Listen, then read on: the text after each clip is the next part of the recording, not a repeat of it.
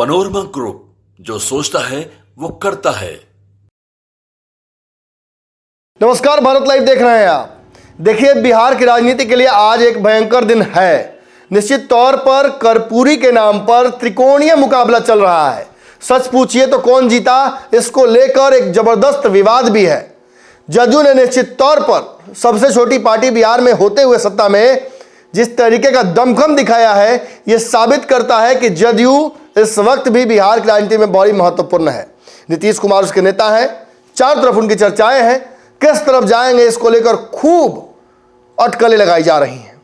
नीतीश कुमार के आज के कार्यक्रम से पूर्व संध्या पर मोदी जी ने जिस तरीके से उन्हें एक गिफ्ट दिया, कर्पूरी ठाकुर को भारत रत्न देकर नीतीश कुमार की लंबी मांग को, जो लंबित मांग थी, उसको पूरा किया। निश्चित तौर पर नीतीश कुमार और नरेंद्र मोदी के रिश्तों की अटकलों को यह और हवा देता है।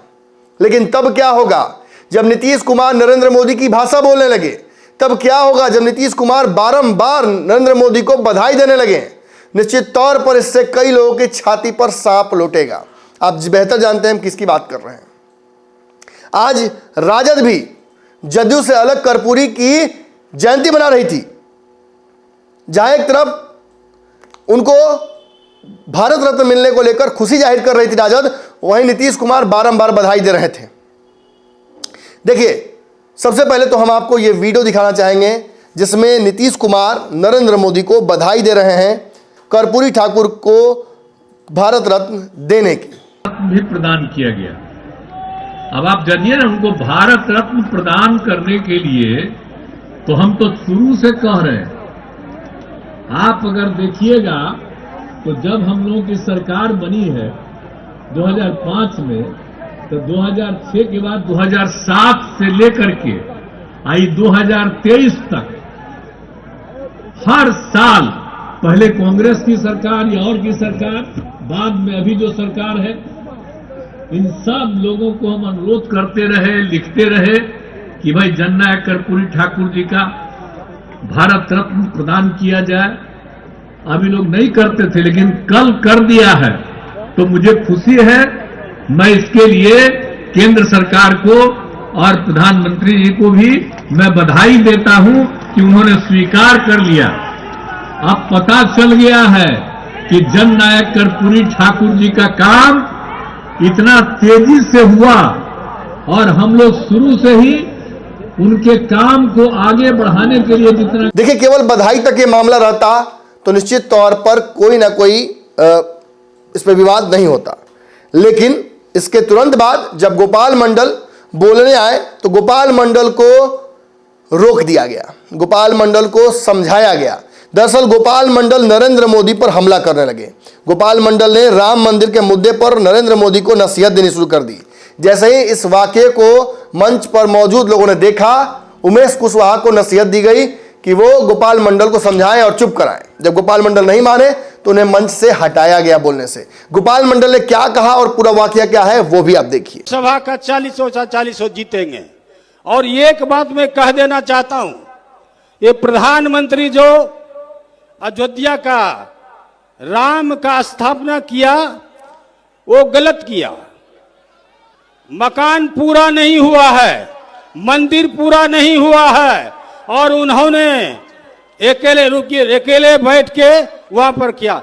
और जब भी प्राण प्रतिष्ठा किसी प्रकार का पूजा होता है, पति पत्नी दोनों बैठता है, अकेले बैठ के उन्होंने चुनौती दिया है, उसका कोई योगदान नहीं है। ये सुप्रीम कोर्ट ने आदेश दिया, सभी संतों ने चंदा करके, जो धनवान व्यक्ति थे उन्होंने चंदा देकर सब कुछ किया। रुकिए, सबों ने किया। और क्या लिखे, कृपया हो जाए। अच्छा छोड़िए, कहने का मतलब ये अपील कर देते हैं, इतना समझाइए मत, हम समझदार हैं। ऐसे 5000 आदमी को लाए हैं, बोलने नहीं दीजिएगा गोपाल मंडल को बिहार के अंदर। कौन बोलेगा? मैंने अति पिछड़ा को कृष्ण मेमोरियल हॉल में समझाए थे, बिहार के कोने कोने से अति पिछड़ा लोग आए हुए। नीतीश कुमार तब देंगे, जगह पर ले जाइए। और आप लोग देखिए, केवल इतना ही नहीं है, अगर इतना भी होता तो मैं आपको यह नहीं कहता कि नीतीश कुमार ने खुद इशारा कर दिया कि सरकार पलटेगी, भाजपा के साथ जाएंगे। नीतीश के पावर बैलेंसिंग एक्ट को हम लगातार देख रहे हैं और सच में मैं भी मेस्मराइज्ड हूं। इस तरीके की राजनीति नीतीश कुमार इस स्थिति में भी कर पा रहे हैं, यह बिल्कुल काबिल तारीफ है। नीतीश कुमार दोनों गठबंधनों को सच पूछिए तो आहापो की स्थिति में डाले हुए हैं। उहापो नीतीश कुमार के इस रणनीति में आखिर वो किस तरफ जाएंगे, इसको लेकर भी संशय है।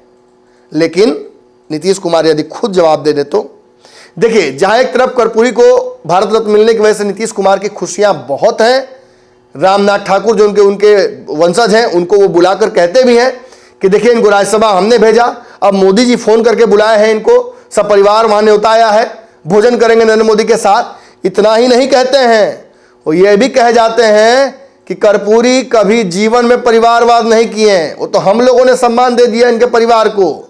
लेकिन आज कुछ लोग हैं जो केवल अपने परिवार के लोगों को बढ़ाते हैं। ए मालिक, किसको बोल रहे हैं?